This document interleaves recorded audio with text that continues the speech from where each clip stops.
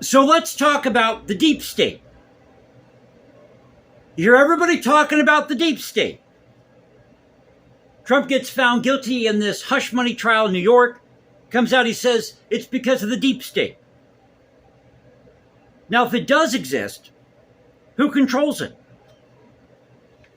And then who controls them that controls the deep state? Now, my personal belief here is I don't think there's necessarily a deep state. I think you have Republicans and Democrats that are running everything, these two political factions. Add to that the bureaucracy in D.C. And it's just a mess. It's a complete mess. You know, the states could get together tomorrow if they wanted to, hold a constitutional convention, and we could just have a major overhaul of the U.S. government. But nobody wants to do that. Nobody wants to do that because it would take too much time, too much effort. And let's be honest, most of the people in D.C., they're lazy. Well, they are. They're lazy. God forbid you get off your ass and do what's in the interest of the American people. Just my humble opinion here. But to understand the deep state, you have to go back to 1883. Now, some people say it goes back to the 1990s with what was going on in Turkey, the corruption happening at the time in Turkey. Some people say the 1950s. But in 1883, you had what was known as the Pendleton Act.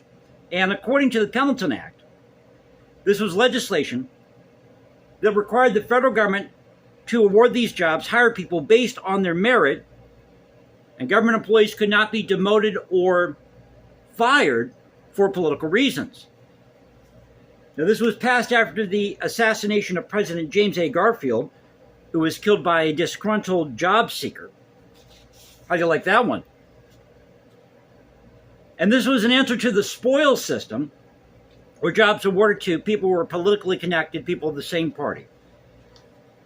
Now, in Andrew Jackson's time, get this, in Andrew Jackson's time, President Jackson's administration, you had 20,000 federal employees. By 1884, that jumped to 130,000. Pardon me. Today, that's 2.9 million.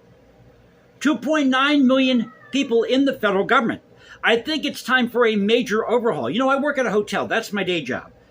And we do a lot of conventions for these government agencies, that sort of thing.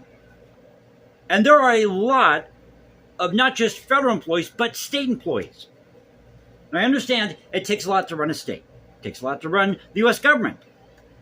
But if we brought things back to the state level, we could reduce a lot of this.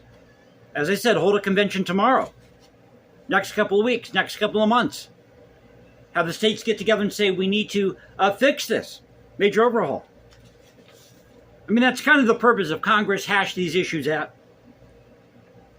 But the term deep state, as I mentioned before, gained prominence in the 1950s, and it appeared in a 1955 article in the Atomic Scientist, Bulletin of the Atomic Scientist, where it said that Americans were sharing their belief in the existence of a dual state, a hidden national security hierarchy and shadow government that monitors and controls elected politicians. Now, according to political scientist George Friedman, points to 1871 when the president's power over federal employees was severely limited. So going back to the post-Civil War. So during Reconstruction, that era. According to historian Alfred W. McCoy, he pinpoints the increase in the powers of the U.S. intel community. Says it happened sometime after 9/11, post 9/11. But it really became part of the American lexicon in the 1990s. You have the Obama administration, then you have Trump, and Trump really brought this into American living rooms, saying, I am a victim of the deep state. But the problem really is over-centralization, if I can say that, of the government. That's what the issue is.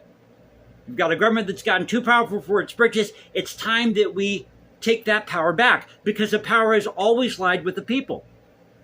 And we're in deep state doo-doo if we don't do anything about it. So I thought I'd share this with you today. Just my thoughts on this, a brief history on what happened with the so-called deep state, how it developed, how it evolved. Go back to 1896 with the National Bureau of Criminal Investigations, which later became the FBI. FBI under Hoover, 1932, that era. 1887. So go back, research this stuff. It will blow your mind. It really will. But it's time we have a major overhaul of the U.S. government and bring the power back to the people where it belongs. So I hope you enjoyed the video. If you did, you know what to do. You can follow me at Instagram, #JasonComposes, because I write music in my spare time, or go to X, Culture Confederacy, at CultureConfed1 on X. This is the Culture Confederacy saying peace out, stay safe, everybody. God bless this thing called the United States. I'll catch you next time, and y'all have a great Monday.